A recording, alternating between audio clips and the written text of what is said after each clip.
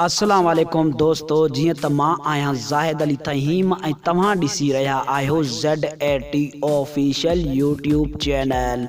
दोस्तों, अॼु जी हिन वीडियो में मां तव्हांखे ॿुधाइण वारो आहियां ज़हर ज़िंदगी ड्रामे जो अदाकार उमैद अली कलवड़ जे बारे में। दोस्तों, अॼु मां तव्हांखे इहो ॿुधाइण वारो आहियां त उमैद अली कलवड़ जो ज़हर ज़िंदगी ड्रामे में कहिड़ो नालो आहे। इहो मां तव्हांखे हिन वीडियो में ॿुधाईंदुसि। दोस्तों, वीडियो शुरू करण खां पहिरियां तव्हां दोस्तनि खे हिकु नंढड़ी गुज़ारिश आहे, जे अगरि तव्हां मुंहिंजे यूट्यूब चैनल ते पहिरियों दफ़ो आया आहियो त मुंहिंजी वीडियो खे लाइक कयो ऐं चैनल खे सब्सक्राइब कयो। जी दोस्तों, मां तव्हांखे ॿुधाईंदो आहियां त उमैद अली कलवड़ जो नालो पत्थर दुनिया ड्रामे में छा हुयो।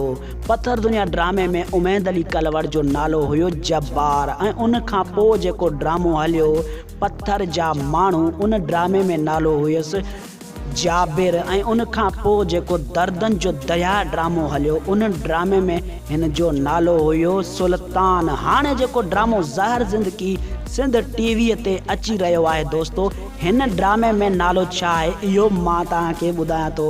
दोस्तों, हिन ड्रामे में नालो आहे उमैद अली कलवड़ जो होटो, ऐं हिन जो तकिया कलाम भी आहे। जी दोस्तों, उहो तकिया कलाम कहिड़ो आहे मां तव्हांखे ॿुधायां थो। दोस्तों, उमैद अली कलवड़ जो तकिया कलाम आहे मुंहिंजो नालो आहे होटो, हणंदो आहियां सोटो।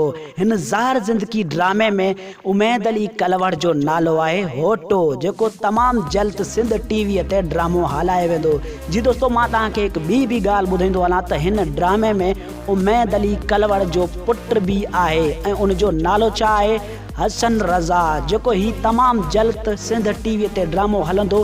हिन ड्रामे में उमैद अली कलवड़ जो पुट भी आहे। दोस्तों, अॼु जी ही नंढड़ी वीडियो तव्हां दोस्तनि खे पसंदि आई हुजे त मुंहिंजी वीडियो खे लाइक कयो ऐं चैनल खे सब्सक्राइब कयो। महिरबानी दोस्तों, अल्लाह पाक तव्हांखे ख़ुशि रखे, सलामत रखे। ॾिसंदा रहो ZAT ऑफिशियल यूट्यूब चैनल।